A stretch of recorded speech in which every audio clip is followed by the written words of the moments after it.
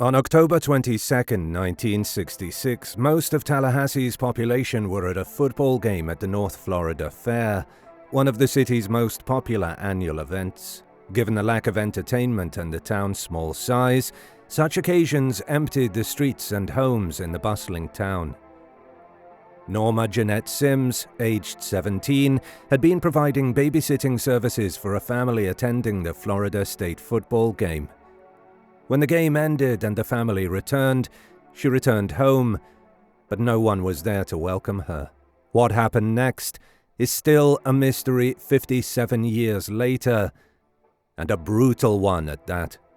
A cold case that shocked an entire community, changed how that community viewed life in their city, and is no closer to being solved now than it was then. This is the story of the Sims family murder. In today's video, we look at the gruesome details, the suspects, and what most likely happened to the Sims family. Norma found it unusual that no one in the house greeted her when she arrived home. Although the television was on, she couldn't see her family gathered around it as she had expected. She started looking for them throughout the house and found her way into her parents' bedroom. What Norma found shocked her to the core. She discovered a gruesome scene in her parents' room. Dr. Robert Sims, 42, was found severely wounded, variously reported as either stabbed and bound or shot in the head. His wife, Helen Sims, 34, suffered head trauma and multiple wounds, leading to her death after a 9-day coma. Their 12-year-old daughter, Joy Lynn, was found brutally assaulted and murdered. Despite differing details in reports, the horror of the crime was undeniable. "Something terrible has happened. Please come," Norma begged the ambulance service at a funeral home in Tallahassee. The owner of the funeral parlor Norma had called, Russell Bevis, and his son Rocky were next to arrive on the scene. After seeing the victim's state, Bevis started untying Robert and Helen. Even though it appears like the right thing to do, detectives would later consider this to be a choice that contaminated the crime scene. Sadly, Joy was dead by the time the Bevises arrived. Robert passed away on the day of the attack, and Helen was taken to the hospital, where she remained unconscious for 9 days before she passed away. Larry Campbell, a 24-year-old lead detective from the Leon County Sheriff's Department, was among the first investigators on the scene. Campbell quickly ruled out robbery as a motive for the killings. There was no indication that anything had been taken or stolen. Investigators were confident that the killer knew the family because of the evidence at the crime scene. Since money was lying around in plain sight at the scene, there was no sign of a break-in or a botched heist. The assault occurred just before Norma arrived home. Half-filled coffee cups were on the table, and a completely full ashtray was left undisturbed. This account was supported by a neighbor who reported to the police that they had heard screaming at approximately 10:45 p.m. The 3 Sims family members were bound with ties, pantyhose, socks, and lingerie from their own home, using sophisticated granny knots, which was the most convincing evidence discovered at the time. Due to the limitations of DNA evidence at the time, nobody was ever positively identified as having been at the crime scene. Fear was rife in this sleepy town of less than 100,000 residents due to the murders. As months went by with no arrests made, citizens put pressure on Governor Hayden Burns to bring up the issue at the Capitol. $5,000 rewards were offered for tips that resulted in an arrest. The once bustling community withdrew into their homes. They bought water guns and added ammonia to them. For the first time in Tallahassee's history, citizens applied for gun permits. Hardware stores were sold out of knives, bolts, and locks. Martial arts and judo dojos were filled to the brim. After the murder, dogs and police patrols roamed the streets for weeks. On Halloween, trick-or-treating was cancelled. Tallahassee has never been the same after the killings. Following the murders, the Sims neighbor described the emotions of the neighborhood. "I was so scared. I didn't let the kids out to play. The night before, the little girl came to me to sell Christmas cards, and the next day she was killed.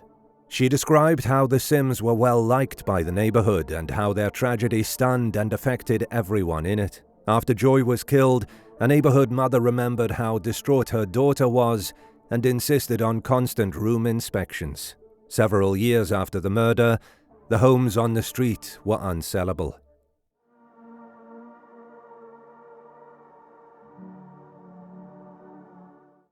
Did the investigators have any suspects? When a crime of such brutality occurs in a small community, the rumor mill starts turning. This case is no different. Over the years, many suspects have surfaced, but the investigation mainly concentrated on 3 people: Pastor C.A. Roberts and a young couple who lived down the street from the House of Horrors. C.A. Roberts was a popular pastor at the First Baptist Church in the city, one of the area's oldest churches. Although there didn't appear to be any basis to accuse him of the murders, the little town enthusiastically accepted that Roberts was guilty because he was a womanizer, was having an affair with Helen, and murdered Helen Sims and her family out of fitful passion. Investigators kept an eye on Roberts and his parish for a considerable time, taking the rumors seriously. A policeman said he used to sit across the street and see a trail of young ladies entering and leaving Roberts' office while staking the parish. There was semen all over Roberts' office when the sheriff's bureau turned on a blue light used to find such evidence. His womanizing ways didn't make him a killer, though. He had a strong alibi. Since he was a team chaplain for the football game and was seen on camera the whole time, there was no evidence of his guilt. Roberts was forced to resign as pastor in response to the charges and died in an accident years later. Remarkably, Helen Sims worked at First Baptist Church as Roberts' secretary. She quit her job without explanation not long before the murders. Some claim Roberts knew too much about what was going on at First Baptist, while others claim she was being sexually harassed by him. The other principal suspects in the murders are the young couple from the neighborhood. At the time of the murders, Mary Charles Lajoie and Vernon Fox Jr. were 19 and 21 years old, respectively. Each had a distinctive track record in the neighborhood and had experienced traumatic upbringings. Lajoie always had troubles with the funeral houses in her area. She would break in, take burial shrouds, sleep in them, and harass their owners. She seemed to be obsessed with the dead. Because the pair often hung out around the neighborhood cemetery, many people thought they were a little odd. When Lajoie willingly returned to Tallahassee to discuss the matter with law enforcement in the late 1980s, things started to get intriguing with these 2 suspects. In a 6-hour videotaped interview, Lajoie made several puzzling admissions, but did not confess. "What would you do with me if I confessed? And I know in the back of my mind that I was there that night. And did anybody see us go into the house?" were some of the remarks she made. Ultimately, investigators thought she was trying to exonerate herself by linking her ex-husband, Vernon, to the murder. She even asked if she might check herself into a private mental health facility with the reward money she received for turning in Vernon. One glaring part of this case was law enforcement's handling of the crime scene. The Tallahassee Police Department investigated the murders and initially processed the scene. Later, the police academy used the Sims case as an example of how not to process a crime scene. Bevis and his son were the first responders. At the time, private ambulances were used to transport patients to the hospital instead of public EMS. Untying the victims may be seen as contaminating the crime scene, but the Tallahassee Police Department were just as much to blame as Bevis, if not worse. Upon arrival, the local sheriff propped his feet on the sofa and instructed his officers to make coffee. The sheriff and coroner appeared drunk when they arrived at the home, most likely from having had a few beers while watching the football game, as shown by the sheriff's palm prints discovered on the trunk lid of Sims' car when he reached out to stabilize himself. The most astonishing evidence of unprofessionalism was that they opened the home to the public so they could witness what had happened. But not all law enforcement is cut from the same cloth.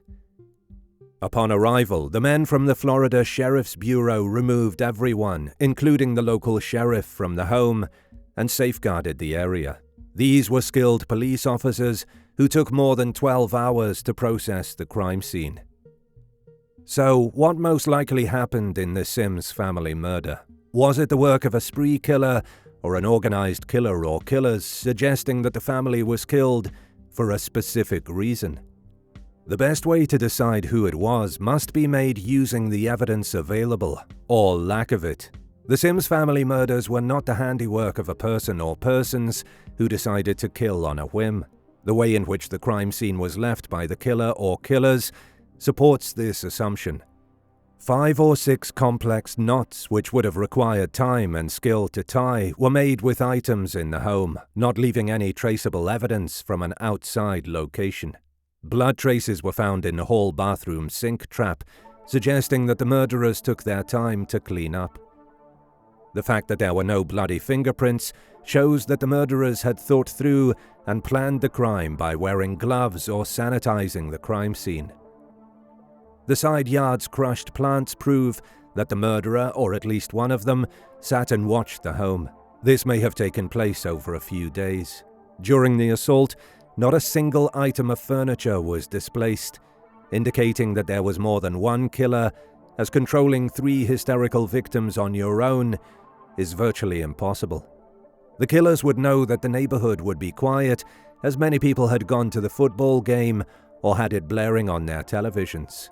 Even former Assistant State Attorney Jeremy Mutz claimed in a Reddit post in 2017 that everything indicated that the murders had been planned, that the killer or killers had spent time cleaning the scene, and suggested that it would have to be someone who would feel comfortable being seen at the neighborhood without raising suspicions. Your guess is as good as ours as to who and why the Sims were killed. Theories have been floated that Helen knew a little too much about her wife-swapping ring connected to prominent churchgoers and was silenced. Police also tried to tie the similar Bricker family murder just 5 weeks before. Could it have been the same killer? This unresolved murder case is still among the most well-known in Tallahassee. Although Florida State University would be the scene of a violent crime in 1978, when serial killer Ted Bundy broke into a sorority and bludgeoned students to death, the Sims case still weighs heavily on the minds of all people present at the time it took place. Many believe that the time has come for a new investigation using state-of-the-art forensic technologies.